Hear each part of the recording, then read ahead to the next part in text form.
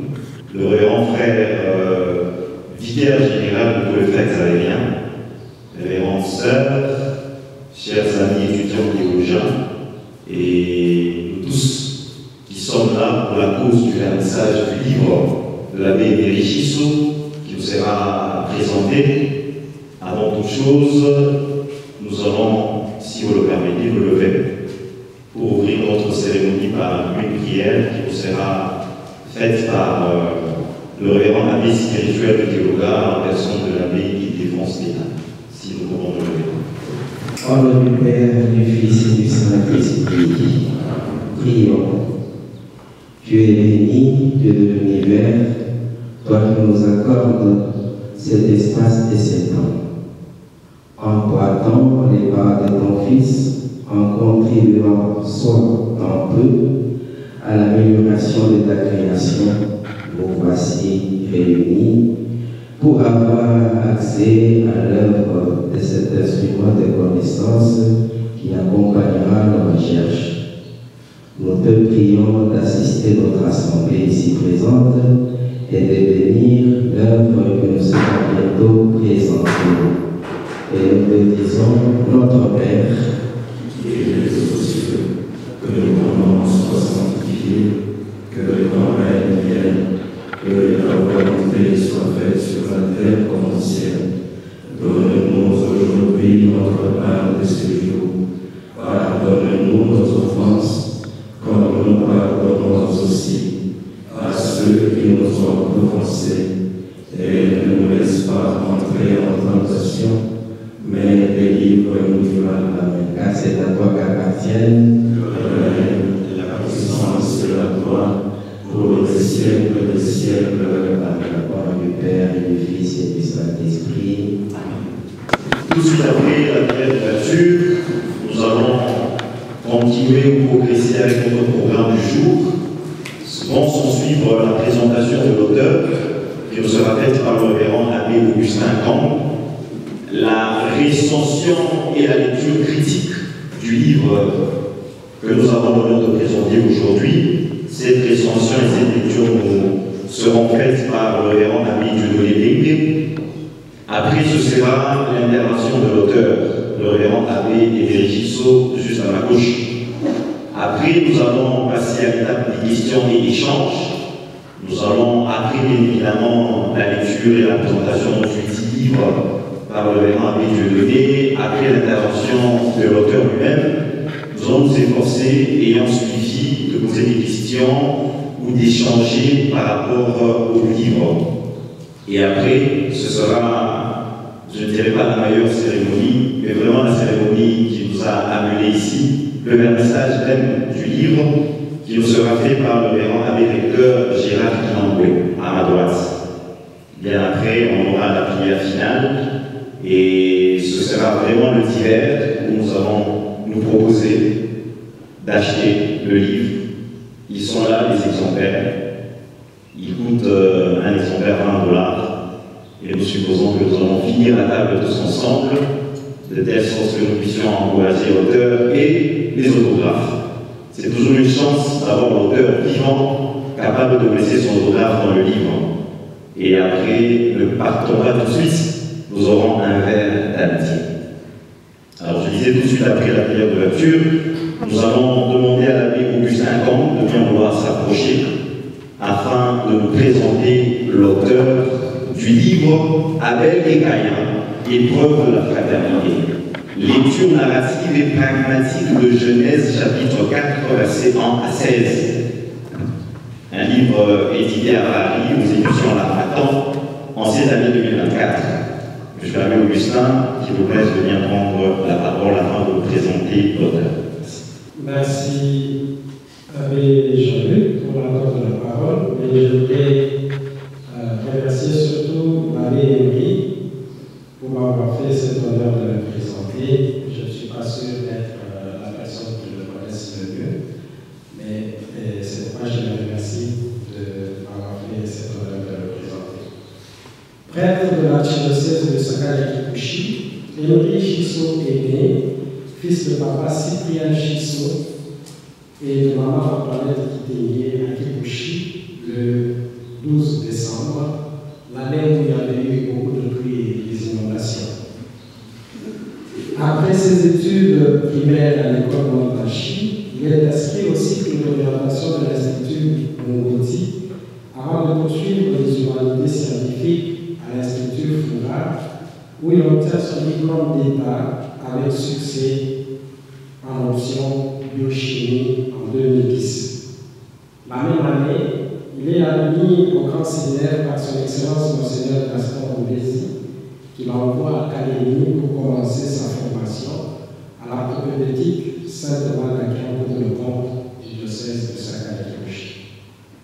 De 2011 à 2014, il fait ses études de philosophie à Kamikina.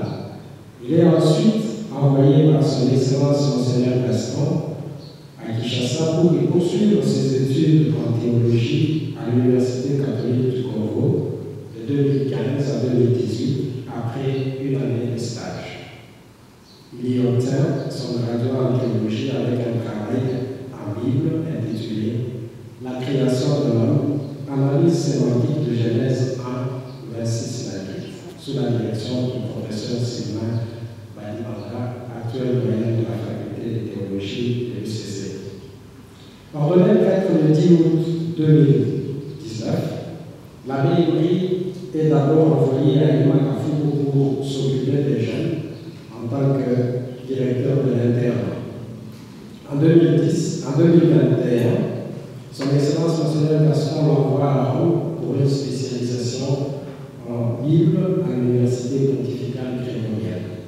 Il termine avec brio cette spécialisation en 2024, c'est-à-dire cette année, donc il est fraîchement spécialiste dans le domaine de la Bible, et revient immédiatement au pays pour être formateur au grand séminaire philosophal, fonction qu'il occupe actuellement.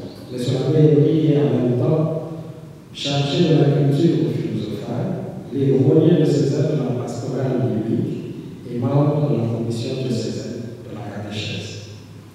Comment ne pas parler de sa passion pour la littérature? Très tôt, pendant son stage après la philosophie, en 2014-2015, le scénariste Henri Chisomé a profité son temps libre pour composer un recueil de poèmes qu'il publie en 2015, pendant qu'il faisait ses études en théologie, aux éditions Édilivre à Paris, sous le titre La risée du soleil. C'est un jeune scénariste enthousiaste à Kinshasa et passionné de littérature qui me demande alors de lire son manuscrit. J'étais loin de me douter que j'avais devant moi un biochimiste. Qui l'eût cru, un biochimiste devenu romancier et écrivain, au lieu d'être dans les laboratoires en train d'analyser les compositions chimiques des matières. Une transformation qui illustre bien l'étendue des talents de l'auteur, certes jeune en âge, mais déjà grand par le travail. Ce manuscrit que j'avais eu le plaisir de parcourir sera publié un an plus tard, c'est-à-dire en 2018, pour le grand bonheur des lecteurs. C'est le roman Aziza ou l'oublié sans abri. Un an seulement après, pour montrer la facilité de la plume de l'abbé Henri, il nous propose un nouveau roman intitulé Novae. Il faut le toucher pour comprendre ce que ça signifie. Aujourd'hui, cet obélisque, c'est la parole de Dieu que veut nous faire goûter M. l'abbé Henri Chisot avec ce nouveau livre, Abel et Caïn, épreuve de fraternité, publié aux célèbres éditions Marmottan. Avec ce livre, l'auteur nous ramène aux origines, non pas pour nous parler des choses antiques, mais pour mettre en évidence à travers une démarche narrative et pragmatique la beauté de la fraternité, partenariat et rivalité. L'œuvre déjà remarquable de l'abbé Henri révèle sa grande préoccupation pour la destinée humaine, la destinée de l'être humain dans son rapport à Dieu, au prochain et au cosmos. C'est sûrement pour éveiller notre conscience qu'un auteur que vous devinez nous avertissait en ces termes dans un de ses livres. Si la satisfaction s'invite dans l'innocence que nous portons sur la destruction de la nature, il n'en demeure pas moins que nous sommes responsables de plusieurs meurtres de nos proches et même de la nature tout entière. Le nous engage toute personne dans son activité ou même dans sa passivité. J'ai cité Abbé Chissot, Moubaye, Paris Équilibre 2019, page 78. C'est donc avec joie que nous félicitons la PMI pour ce livre que je note, dont nous aurons la possibilité d'entendre le contenu bientôt. Et je voudrais, avec votre autorisation, que nous l'applaudissions pour l'encourager. Disons merci au révérend Augustin Comte pour la belle présentation, simpliste mais profonde. Moi, j'ai noté personnellement cette transformation de la personne humaine dans ses talents. Bien sont les fois où, dans notre société, nous avons cru que ce sont ceux-là qui ont fait des lettres, des sciences littéraires, qui ne peuvent être qu'auteurs. Mais voilà, un biologiste, au lieu de se trouver dans un laboratoire, il se retrouve aujourd'hui écrivain de renom. Et donc, merci infiniment, M. l'abbé Augustin, pour cette belle présentation qui nous invite déjà, en connaissant l'auteur, plus ou moins à connaître l'essentiel de sa passion, de son écriture et peut-être même les contenus, qui nous sera bien évidemment donné par le révérend Abbé Dieudonné Dengue, s'il peut aussi s'approcher, afin de nous dire l'essentiel du livre avec ses propres lunettes. Ça signifie qu'il a lu l'auteur, il connaît l'auteur, il a recensé le document, il l'a lu de manière critique, et aussi étant auteur, professeur scientifique de taille, je crois que nous aurons accès à l'essentiel du livre. Je l'avais donné, s'il vous plaît. Merci beaucoup, M. l'abbé Jean-Luc, la parole, cette introduction. De prime abord, j'avoue que si j'attendais dire quelque chose de l'ouvrage de l'abbé Chissot, ce ne serait que, à titre de lecteur, d'un thème transversal, la fraternité. Et non pas comme tel ce qu'il a prétendu mettre comme compétence dans le domaine qui n'est pas le mien, c'est-à-dire l'exégèse biblique. Je trouve que c'était trop demandé que de faire cet exercice à la fois de l'hébreu, de la translittération, des mots qui abondent l'ouvrage dans des analyses plus pointillées et avec une note de chirurgie vraiment mesurée dans les analyses méthodologiques, le passage en revue des méthodes exégétiques. En fait, je donne déjà comme cours lecteur de contempler la scientificité de cette œuvre qui demande un peu plus d'entrain pour pouvoir la saisir dans son contenu, surtout dans la première partie qui porte sur les méthodes, la deuxième partie, le premier chapitre, et enfin le troisième chapitre qui devient un essai théologique en Bible. Voilà.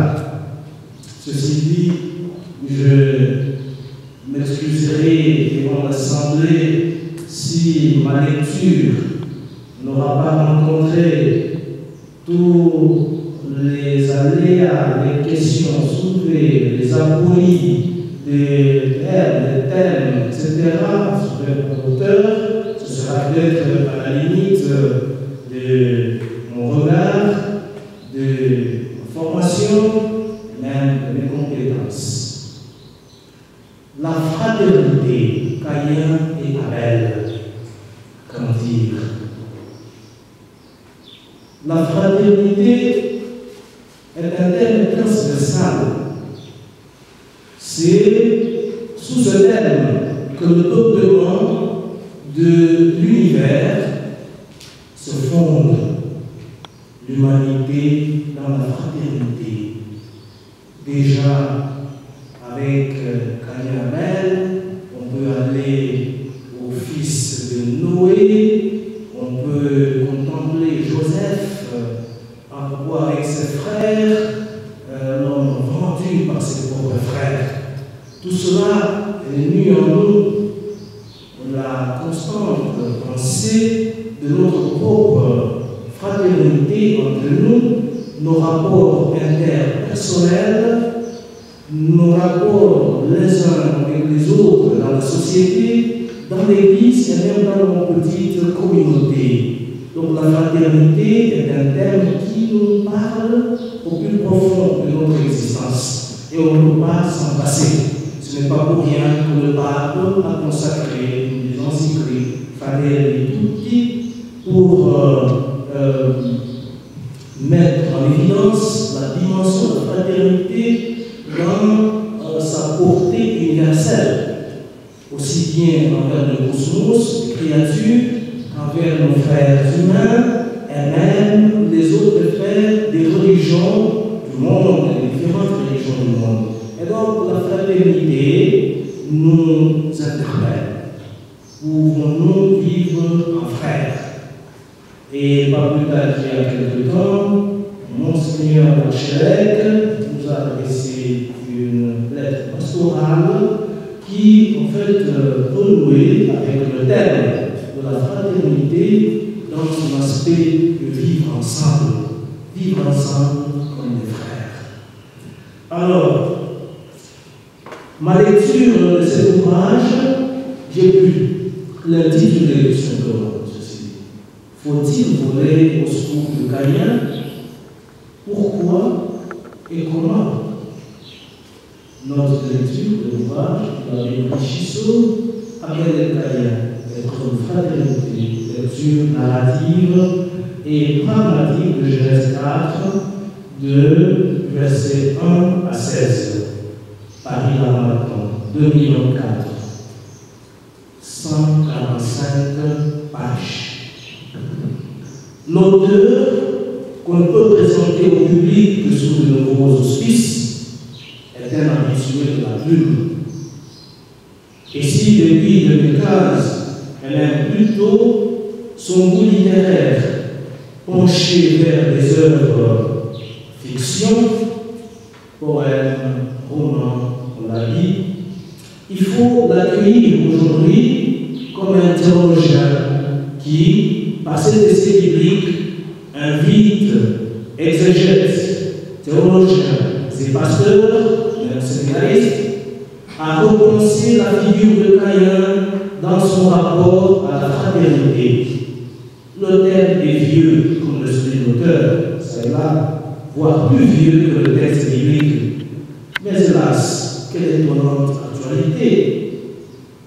En effet, nous pouvons nous rappeler ce dicton que nous trouvons dans les lettres latines en lisant Sallust de guerre de Jugurtha, à savoir, je cite, « Personne n'est plus cher qu'un frère à son frère.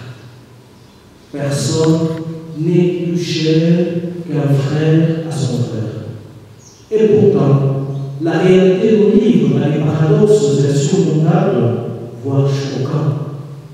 Le cas d'Abel et Caïn en est typique. Il constitue même pour l'humanité une référence quasi unanime pour illustrer l'échec de fraterniser, quand bien même on serait d'une même famille, de père et de mère, d'un même groupe, d'une même communauté, d'un même pays, d'une même église, etc. À ce cas, vous rajoutez volontiers celui de Joseph, préféré par son père, mais haï par ses frères, et qui, bien qu'échappant fratricide, c'est le cas Pavel, il fit les frais de la vénalité de ces derniers. Ils l'ont vendu. Alors, habitués à lire et entendre la figure de Caïn comme l'archétype, le prototype du méchant, dont la jalousie domine dans le fratricide, c'est un autre regard que Richisseau propose au lecteur d'avoir de ce récit. Ce regard nouveau pourrait se résumer en ceci. Ne soyons pas seulement des juges implacables pour Caïn, car sa fragilité nous interpelle et appelle à son secours. Sauvons Caïn. Telle est l'attitude de Adonai envers Caïn, et ce sera la nouveauté que l'auteur souligne, même dans sa partie conclusive de cet ouvrage, d'ouvrir un nouveau paradigme en lisant, en interprétant la figure de Caïn, qui, contrairement à ce que l'on sait d'habitude, Caïn le jaloux, Caïn le méchant, Caïn le meurtrier, Caïn forme un nouveau paradigme pour un nouveau chemin de fraternité. C'est pourquoi, au lieu de le juger, de le condamner à tout jamais, Dieu se montre Père envers Caïn en lui assurant protection par un sceau qu'il scelle sur son visage afin que personne ne porte la main sur Caïn. Alors, dans sa partie introductive concernant la méthode, l'auteur se départit des autres en optant non pas pour la narratologie classique et post-classique. La seconde a l'avantage d'avoir une dimension communicationnelle, et notre auteur a voulu plutôt se ranger sur la méthode narrative et pragmatique.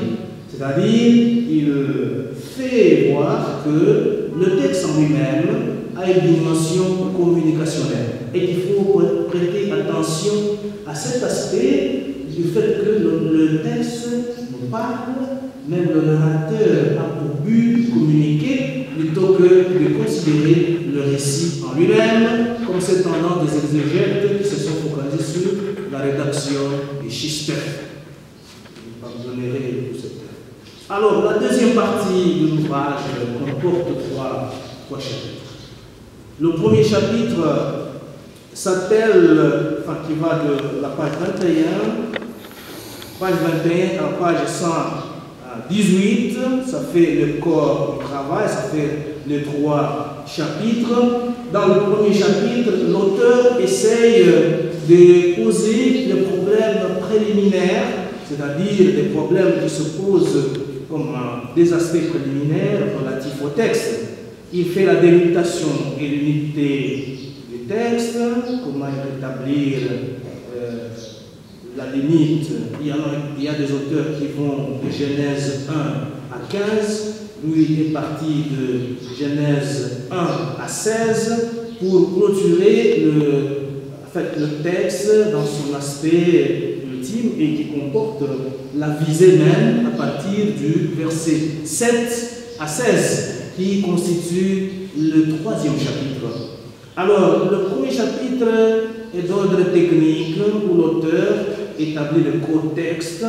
Y a-t-il contexte à ce texte de Genèse? Y a-t-il des indices lexicaux? Et il en vient à la critique textuelle qui pose en fait deux problèmes. Le problème mineur lié à la transmission du texte, lié à l'usage, l'emploi des prépositions, lié à l'interprétation, et puis les problèmes majeurs qui comportent les versets 7, 8, qui constituent le blanc du texte, c'est-à-dire des omissions, une omission. On se rend compte que dans le texte hébreu, et même dans le texte massorétique, comme le souligne bien l'auteur, il y a une omission d'une phrase dans l'invitation que Caïn adresse Abel, pour une fois qu'il lui parle, c'était pour lui dire allons au champ. Et c'est au champ que Caïn va tuer son frère. Alors, tout ce problème technique, l'auteur le pose avec brio et clarté, et constitue le problème majeur sur lequel se conclut même la portée, le paradigme, la réception, la théologie de la réception, comme je l'ai dit dans la conclusion. En effet, l'attitude d'Adonai envers le meurtre de Caïn constitue pour chacun de nous une invitation à la non-violence et donc à la fraternité, à fraterniser. Le chapitre 2 concerne les aspects littéraires du texte. Et sous ce titre, l'auteur s'adonne à dénicher la cohésion du texte en établissant une grille lexicale dans laquelle ensuite apparaissent les personnages. Parmi les personnages de ce texte de Genèse 4, il y a des personnages principaux, il y a des personnages secondaires, il y a des personnages passifs. Parmi les personnages principaux se trouvent Caïn, Adonai, Dieu même, et Abel, qui sont des personnages principaux. Et tandis que les personnages secondaires, c'est Adam et Ève. Et les personnages passifs, c'est la terre, l'inconnu, ou le trouveur, le tueur. Cet inconnu, c'est la psychose que Caïn a après avoir tué son frère, de se dire, oh, dès que je rencontre quelqu'un sur la route, il me tuera. Il me tuera. Il est angoissé et son angoisse sera entendue et apaisée par Adonai. Dans le même chapitre, l'auteur établit les dialogues les uns avec les autres, et c'est pour aussi user de cette méthode pragmatique qui consiste dans la communication, non seulement des personnes, l'intention communicationnelle, et même du texte, et même des personnes qui interviennent. D'où les champs sémantiques qui se dessinent. Le premier champ sémantique, c'est celui de la fraternité, le terme fraternité. Le terme frère qui revient dans plusieurs pages, frère, en hébreu, frère, revient fréquemment. Et cette fraternité, l'auteur établit la difficulté en soulignant l'usage même de prépositions chaque fois qu'il s'agit de l'humanité d'Abel et les rivalités qui les séparent, et même la différence à leur naissance qui constitue en fait un obstacle à la fraternité. Le deuxième terme sémantique, le champ sémantique, c'est le don. Le don. Le don, déjà avec l'offrande, Caïn offre à Adonai comme Abel, mais leur offrande ne sera pas agréée de la même manière. Et l'auteur subtilement introduit cette dimension selon laquelle Caïn a offert non seulement à Adonai, mais aussi à la terre. Lui qui était en fait le cultivateur et donc propriétaire de la terre. Caïn était agriculteur. Donc c'était son métier. Et ce métier était différent de celui de son frère, qui lui gardait les troupeaux. Et leurs offrandes, leurs dons, diffèrent selon leur métier. Mais la différence, c'est que quand Caïn a offert à Adonai, en sacrifiant ce qu'il avait, en donnant ce qu'il avait, il va encore sacrifier à la terre. Il fait boire à la terre le sang de son frère. C'est un autre sacrifice. Alors l'auteur essaie d'expliciter ces subtilités exégétiques en nous faisant ouvrir un autre aspect que nous pouvons découvrir dans la profondeur. Alors, le troisième champ sémantique, c'est celui de la justice. Quand Caïn tue son frère, son sang parle, alors que Abel ne parle pas, c'est plutôt son sang qui parle. Comment un homme pourrait-il parler? Alors, ici, l'auteur fait intervenir inéluctablement la justice que Dieu viendra pour rendre. Il n'est pas seulement père, mais aussi juge. Et il va établir la sentence, non seulement pour Caïn, mais également pour la terre. Cette terre qui a contribué de quelque manière à ce crime et qui a reçu aussi le sacrifice du crime en buvant le sang, en avalant le sang d'Abel. Alors, un autre concept qui revient, c'est la violence. Cette violence où l'auteur décrit comment la mort d'Abel a été brutale et de façon vive. L'agriculture, cette différence que nous avons déjà signée, on peut trouver à la page 67. Alors, de tout cela, l'auteur passe au champ sémantique de la réception. Qu'est-ce que le texte a produit à la postérité, à la communauté, pour essayer d'en tirer ce qui sera pour lui la théologie de la réception, la leçon fondamentale, et enfin la cohérence et la traduction du texte. Dans le troisième chapitre, par contre, qui est le texte le plus facile de tous à lire, pour autant que là interviennent moins les analyses, mais plutôt une théologisation, une explication fluide, comme l'auteur en a coutume dans ses écrits, l'écriture limpide. Dans le troisième chapitre, intervient maintenant le déroulement, le drame et la décision de Dieu lui-même. Que se passe-t-il d'abord du chapitre 7 au chapitre 8, verset 7-8, de l'offrande de Caïn, qui revient même dans le texte de la catéchèse.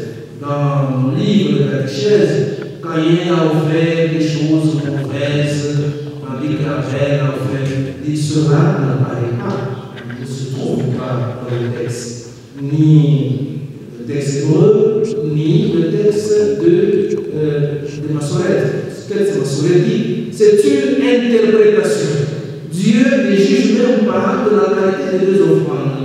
Par contre, Caïn a offert le premier et Abel ensuite. Mais ce que Dieu a pu faire, c'est regarder l'offrande, tout simplement. C'est le regard de Dieu de l'offrande. Mais l'offrande de Caïn n'a pas été regardée. Et ça a été pour lui motif d'irritation. Comment Adonai n'a pas regardé. Et l'attitude de Caïn, c'était de faire tomber ses faces. Il ne voulait plus non plus regarder ni Adonai, ni son frère Abel. Il s'est fermé, il n'avait plus de miroir, ni sur lui-même, ni sur son avenir. D'où se trouve cette angoisse qui l'habite, si bien que quand Dieu a vu son attitude, Dieu, dans sa grâce bienveillante, n'a pas voulu abandonner Caïn d'avance. Il a plutôt prévenu. La grâce prévenante de Dieu envers Caïn, c'est qu'avant qu'il ait commettre le meurtre, Dieu lui a dit non.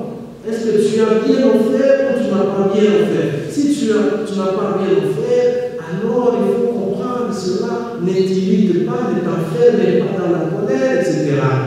Plutôt tente d'agir bien. Alors le dialogue d'Adonai avec Caïn pousse ce dernier à ne pas y répondre. Il garde le silence. Et le silence de Caïn, c'est comme un refus de la grâce qui lui est rendue. Dieu lui dit, non, tu n'agiras pas comme ça, tu ne dois pas t'enfermer. Sinon, le mal est à ta porte. Si tu restes être cloisonné sur cette colère, irritation, parce que je ne peux pas regarder offrande, toi tu as une rancune contre ton frère, eh bien, le mal est d'accord de faire attention, domine-le. Mais Caïn a fait dans son oreille, il n'a pas suivi le précepte de l'oreille. Pour la première fois qu'il s'exprime, son dialogue, son ouverture de dialogue, c'était de s'adresser à Abel. Wayomer, Caïn, Abel, l'auteur va se souvenir, je le cite ici de mémoire. Alors, Wayomer, Caïn dit à Abel, allons prochain. C'est le livre qui s'exprime, lui qui ne voulait pas parler avec Dieu, qui l'a invité, qui l'a raisonné au bon sentiment, à revenir au bon sentiment. Alors, Caïn, qui dit allons au champ, c'est allons au champ a été omis au verset 8, et ça fait problème exégétique, et l'auteur le souligne de manière plus claire. J'ai essayé de le suivre dans ces détails pour découvrir en fait ce qui se cachait aussi derrière. Ça a été omis, mais ajouté dans d'autres versions. La Septante, les versions modernes, je trouve ça là. Alors, en allant au champ, c'est là que le meurtre va se commettre. Alors, quand le meurtre est commis, Abel a été tué par son frère aîné, son sang reste, lui qui n'a jamais ouvert la bouche pour parler, son sang commence à parler, criant vers Adonai. Et Adonai, qui entend ce cri des sons,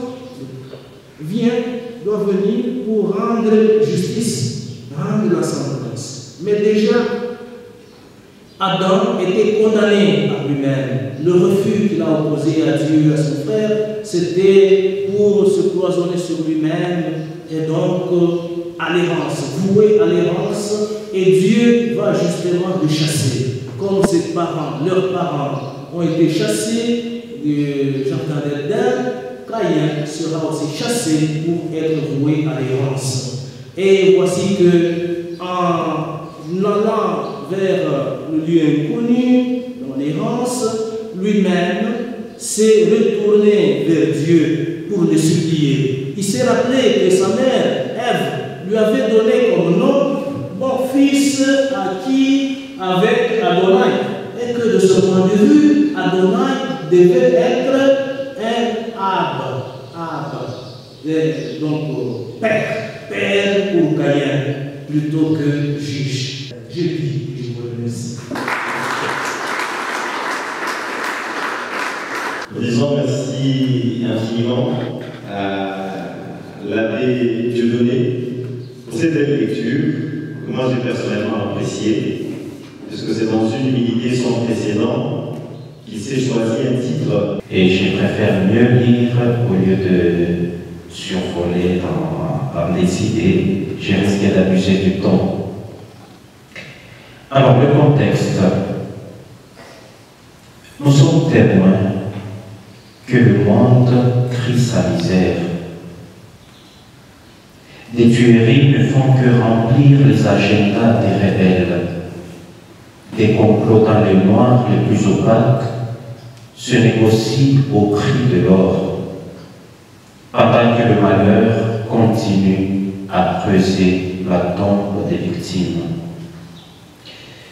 Des violences qui ensanglantent des rivières, des guerres qui grondent et envahissent le silence des temples, au point que Dieu se trouve coincé dans l'imaginaire abstrait des désespérés. Voilà le tableau encore peint en ce 21e siècle, où l'être suprême se trouve banalisé à l'accessoire dont on a recours dans l'extrême besoin. Un tableau qui nous rappelle que l'humain n'est pas prêt à renoncer au mal. La première mort dans la Bible n'est pas d'origine naturelle, elle est causée par l'humain. Et j'ose dire, si Dieu a créé la vie, l'homme lui a inventé la mort. Le récit de Caïn et Abel est plein d'énigmes, plein de mystères qui ne cessent d'étonner et d'instruire l'homme d'aujourd'hui. Qu'avons-nous à apprendre de nos erreurs? Nous avons connu des guerres, civiles comme militaires. Nous avons connu autant de violences. Les cicatrices sont perceptibles dans les joies volées sur les visages des humains. Nous sommes témoins de tous ces désastres, mais personne ne veut renoncer à la violence, tout en sachant que ça laisse des blessures. Des solutions adaptées à nos situations belliqueuses, qu'avons-nous à apprendre de cela?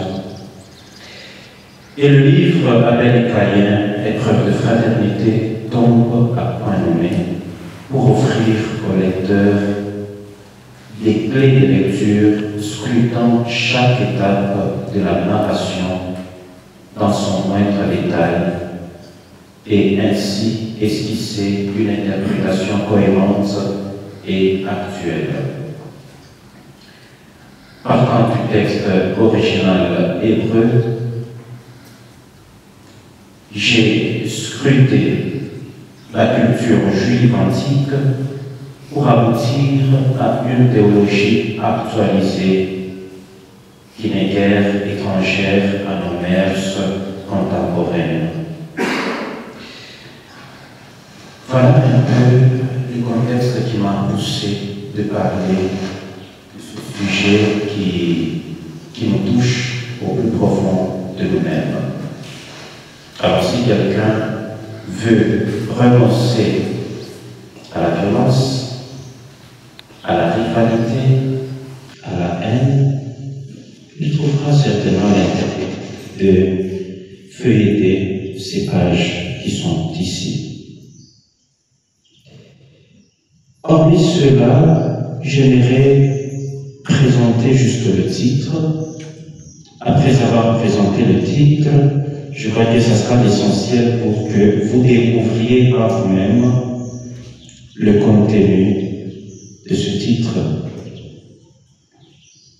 Surtout que avait été donné à présenter l'ensemble de l'ouvrage. Si vous êtes attentif, vous remarquerez avec moi que le titre semble inverser l'ordre chronologique des personnages, car je commence par Abel pour finir avec Caïn. Cela est fait à dessein. Ce n'est pas une erreur ou bien un hasard. Parlant de la fraternité qui est le thème principal de mon ouvrage, il est clairement établi que la naissance d'Abel soit l'élément déclencheur d'une nouvelle relation intrafamiliale. Caïn, lui, est le premier à bénéficier d'une relation de filiation. Donc c'est lui qui a inventé, je dirais, cette relation de filiation. Mais moi je ne parle pas de la filiation dans mon ouvrage. C'est ainsi que Abel, lui, invente un nouveau terme. Lorsqu'il y a naissance d'Abel, on parle maintenant du terme Ach, qui signifie frère. Donc il est le premier à donner l'occasion de parler de la fraternité.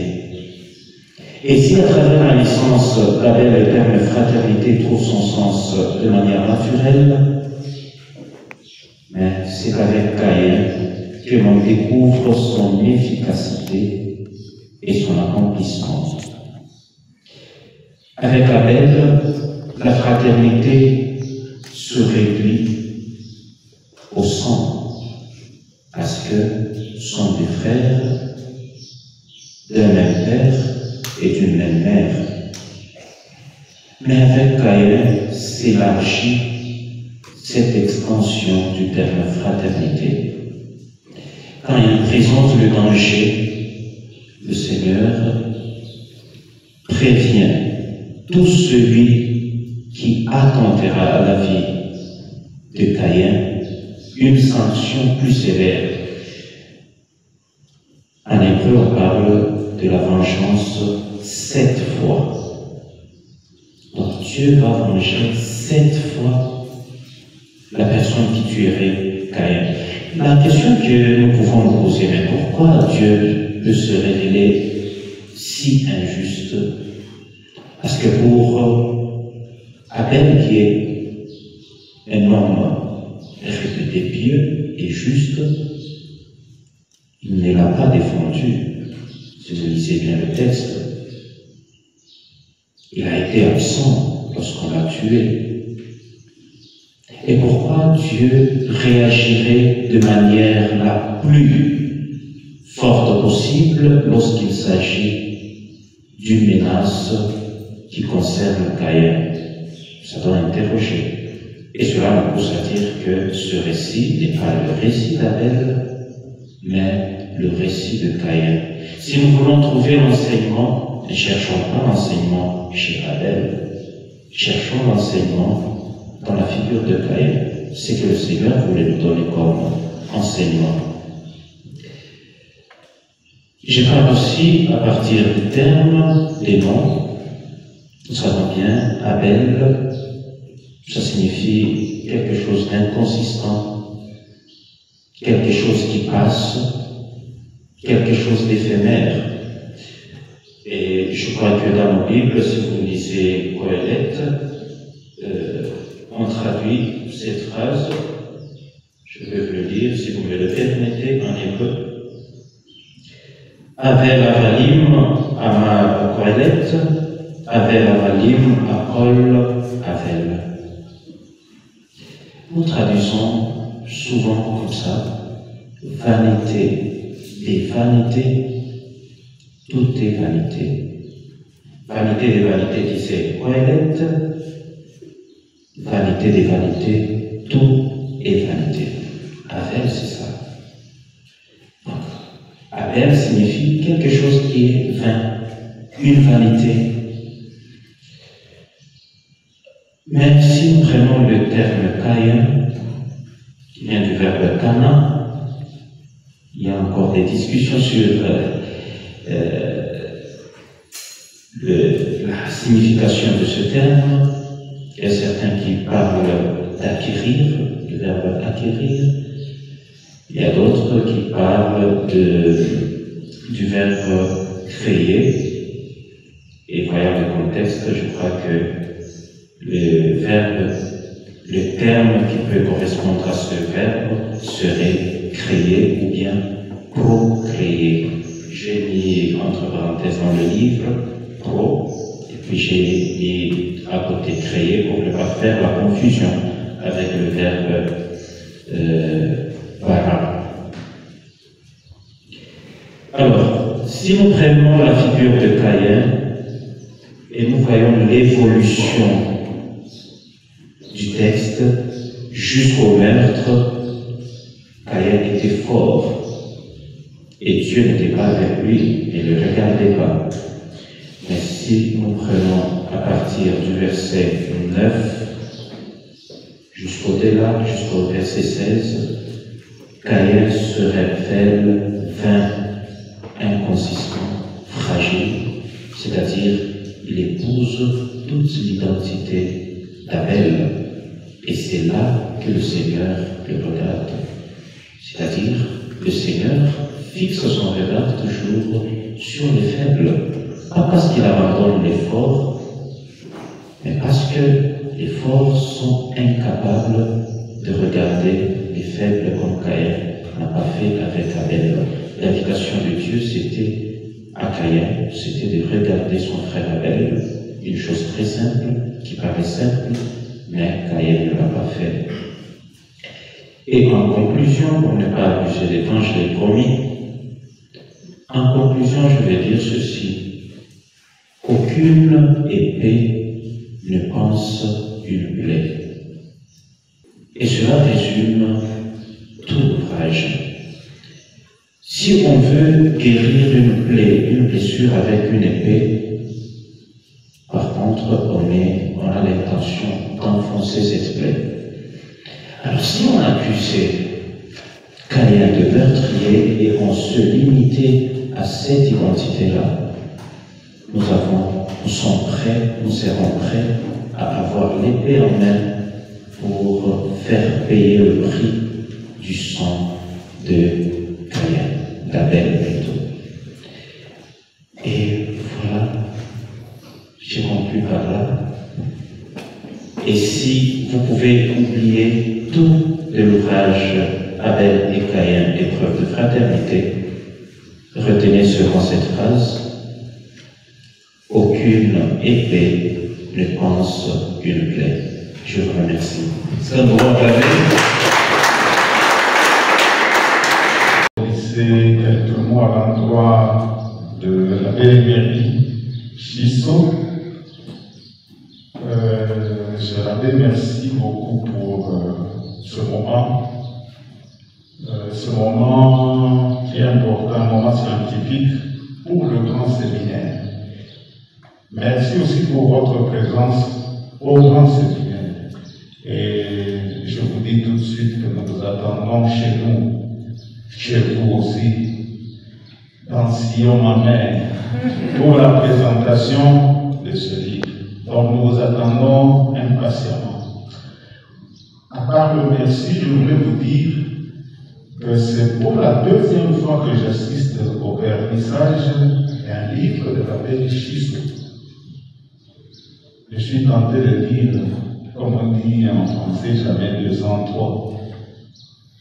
La prochaine étape, ça sera quand, je ne sais pas. Est-ce que je serai présent? Je vous rappelle que vous m'aviez invité pour Aziza, à la Kafougou, une certaine année. J'étais présent. Et sur ce, je vous dis ceci, après avoir lu Aziza, je n'ai pas encore lu Abel et Caïn. Pour moi, en tant que philosophe, moi je vous lis de cette manière-ci. Je vous vois comme les auteurs qu'on cite, qu'on lit, comme Hans Georg Gadamer,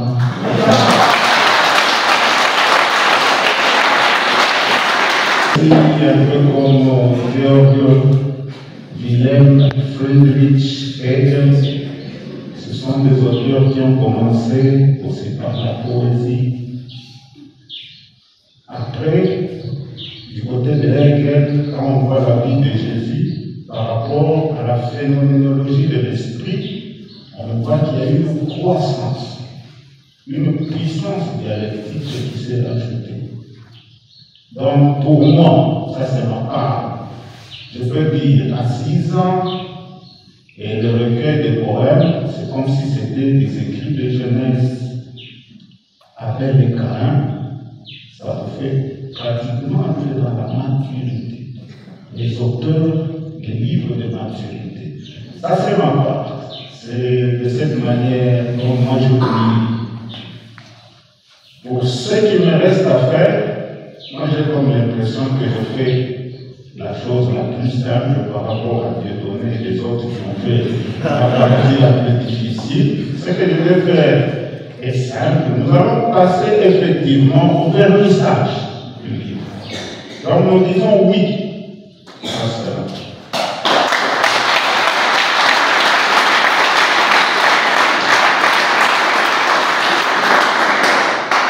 Ainsi, je demanderai au protocole de nous apporter ce qu'il faut apporter afin que l'on dise Caïn et à quelle épreuve de fraternité je te baptise. Avec ovation, s'il vous plaît, on peut continuer à acclamer pendant que le champagne se secoue. Oui, avec lui. Allez, on y va.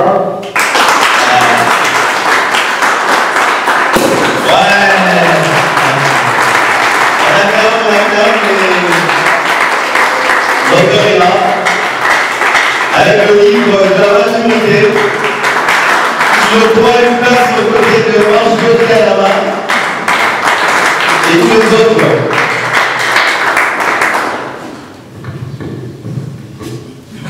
Bon vent à ce livre. Caïn et Abel, l'épreuve de fraternité, lecture narrative et pragmatique de Genèse 4, les versets 1 à 16. Je te baptise.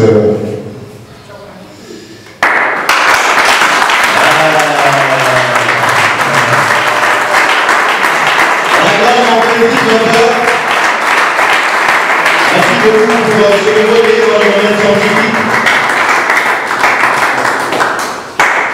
Le nouveau là, on vient de le baptiser. Nous allons prier pour que tous ceux-là qui le liront changent leur regard pour encourager Caïn, le pauvre, à se convertir, mais aussi tous les pauvres Caïns avec lesquels nous vivons au quotidien. Monsieur l'abbé, il défend cet état, notre chargé de spiritualité, encore la parole. Amen. Seigneur Dieu, nous te rendons grâce pour ces gestes que tu viens de nous donner. Dans ce baptême de ce livre, nous voulons continuer à imiter ton Fils Jésus, surtout pour le pardon qu'il nous a enseigné sur la croix. Et nous appelons la Vierge Marie d'intercéder pour nous. Je vous salue Marie. Pleine de grâce, le Seigneur est avec vous. Vous êtes bénie entre toutes les femmes, et Jésus, le fruit de vos entrailles, est béni. Sainte Marie, Mère de Dieu, priez pour nous pauvres pécheurs, maintenant et à l'heure de notre mort. Amen. Le Seigneur soit avec vous. Et avec votre esprit. Que le Tout-Puissant vous bénisse, le Père, le Fils et le Saint-Esprit. Amen. Bénissons le Seigneur. Nous rendons grâce à Dieu.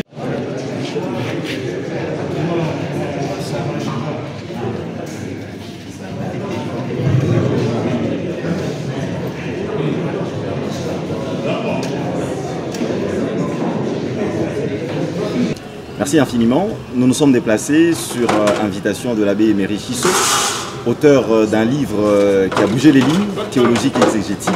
Et nous sommes venus l'écouter, présenter son livre, défendre certaines thèses. Et bien évidemment, nous en procuré aussi, je l'ai avec moi, j'en ai même pris deux. Abel et Caïn, épreuve de la fraternité, lecture narrative et pragmatique de Genèse 4, 1 à 16. Voyez-vous, dans la plupart des fois, quand nous lisons ce texte, nous sommes tentés de condamner Caïn parce qu'il a tué son frère.